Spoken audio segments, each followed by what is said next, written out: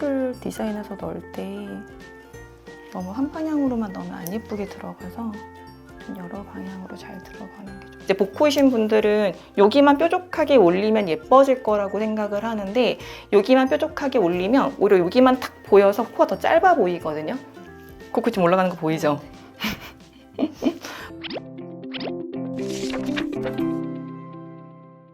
안녕하세요. 오늘은 원장님 혼자 출연하시게 되는데 네. 어떤 주제에 대해서 이야기해 주실 건가요?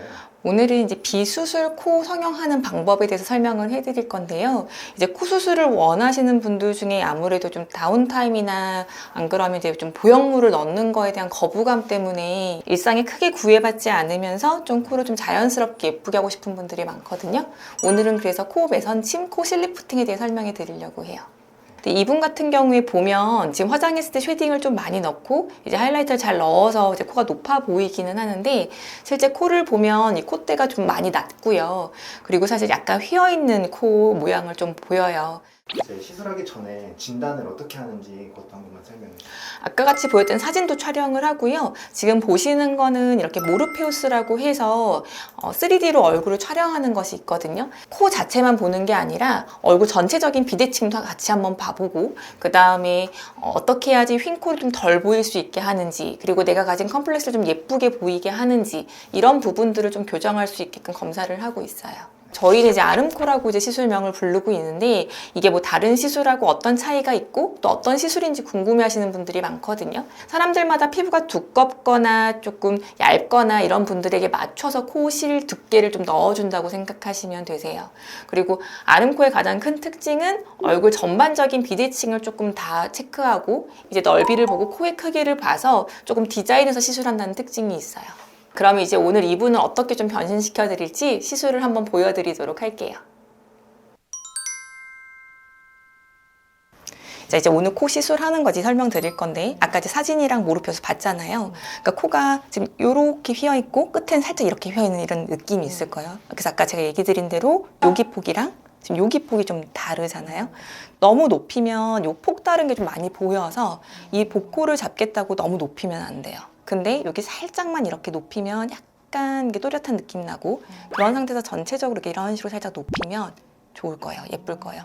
그리고 지금 얼굴에서 차지하는 비율 중에 지금 코 길이가 이쪽이 워낙 낮으니까 여기만 보여서 짧아 보이는 느낌이 좀 있거든요. 무슨 말인지 알죠? 코 길이를 이 정도까지 다 이렇게 잡아줄 거예요. 그러면 좀 예쁘게 코가 탁 되면서 조금 또렷한 느낌 날 거니까 괜찮으실 거예요.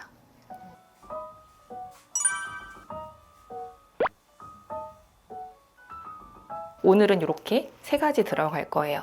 이거는 코끝 세우는 거, 그래서 콧대 여기 이쪽 비주 좀 이렇게 탁 세우는 걸 들어갈 거고 콧대로 이렇게 들어가는 거 있잖아요. 콧등에서 이거는 두 가지 종류가 들어갈 건데 하나는 조금 굵은 걸로 라인을 잡아주고 좀 얇은 걸로 조금 더 높여주면서 부드럽게 올려주는 걸 할 거예요. 여성분들은 대부분 이제 콧대가 좀 부드럽게 올라가는 게 중요해서 요 세 가지 이제 실로 시술을 한다고 생각하면 돼요. 자, 이 짧은 거는 지금 보면 되게 화이트 콧이라고 해서 되게 투명하거든요. 좀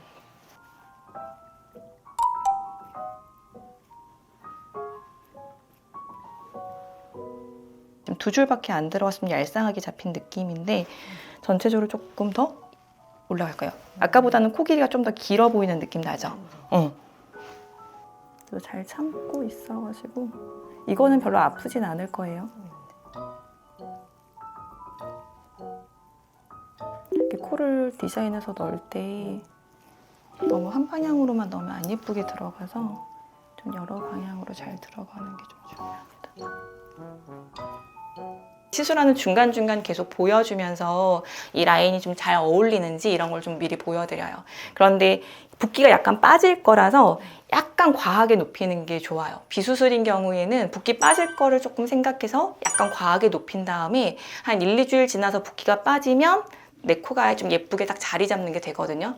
80% 정도는 거의 붓기가 생기고 20% 정도는 붓기가 좀 잘 안 생기는 분들이어서 붓기 안 생기는 분들은 그냥 처음부터까지 딱 그 모양을 유지하시는 분들이 많고 80%는 한 1, 2주 지나면 붓기가 좀 빠지면서 모양이 좀 잘 잡히는 경우가 많아요. 아까 말했듯이 여기가 좀 더 넓고 여기가 좀 좁은 사람이었잖아요. 그럼 이런 사람들은 가운데로만 다 들어가면 코가 약간 휘어 보일 수 있어서 지금 사실 휘어 보이는 느낌은 없거든요. 그래도 조금 더 보완해서 할 건데 이젠 좀 얇은 걸로 할 거예요. 그리고 좀 충분한 개수를 넣어줘야지 유지 기간이 잘 유지됩니다. 너무 적게 넣으면 오히려 유지가 잘 안 돼요.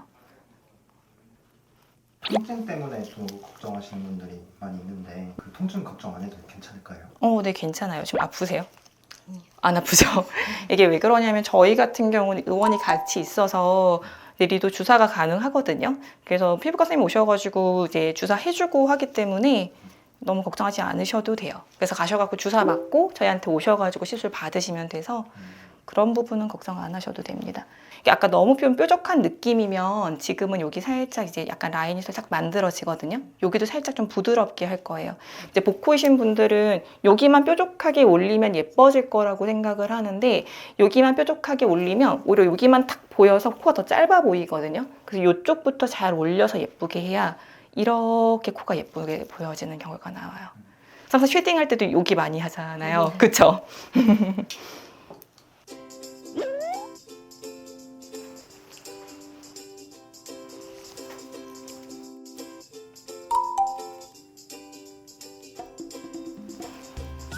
코끝 좀 올라가는 거 보이죠?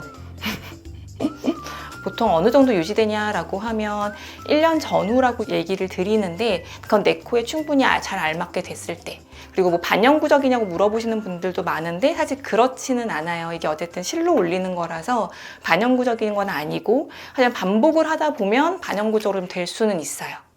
자, 오늘은 조금 더 올릴까요? 이 정도도 만족해요? 이 정도면 될 것 같아요. 될 것 같아요? 이렇게 유지가 될까라고 많이 물어보시는데 내일이나 모레 좀 더 붓는 분들도 있거든요. 그런 경우에는 붓기 조금 잘 뺄 수 있도록 냉찜해 주시는 게 좋고요. 그리고 이제 코끝이 잘 아무는 게 중요하거든요. 그럼 어떻게 하면 되냐면 듀오덤을 한 5일 정도 붙여주시면 돼요. 그냥 우리가 듀오덤을 이렇게 폭 하고 붙이면 아물 때 이렇게 약간 좀 패일 수 있거든요. 그래서 붙일 때 거울 잠깐 보면 이렇게 여기를 살짝 이렇게 잡는 거예요. 여기를 이렇게 딱 붙여주는 거예요. 붙여준 상태에서 여기 살짝 누른 상태에서 듀오덤을 붙이면 훨씬 더 예쁘게 잘 붙거든요. 많이들 물어보세요. 흉터 남는 거 아니냐 이렇게 물어보시는데 저희는 이제 위에서 안 넣고 저는 아래에서 넣기 때문에 흉터가 생겨도 거의 보이지 않고 실제로 시술했을 때 뭐 100명 시술하면 진짜 한두 명? 약간 흉터 생기는 그 정도이기는 해요. 근데 간혹 내가 흉터가 좀 잘 생기는 얼굴이다 라고 하면 조금 더 관리 잘 해주시는 게 좀 필요해요. 근데 그러지는 않으실 것 같아요. 그러면 오늘은 이제 여기서 한번 시술을 한번 마무리 짓는 걸로 해볼게요. 후 촬영도 한번 해보도록 할게요.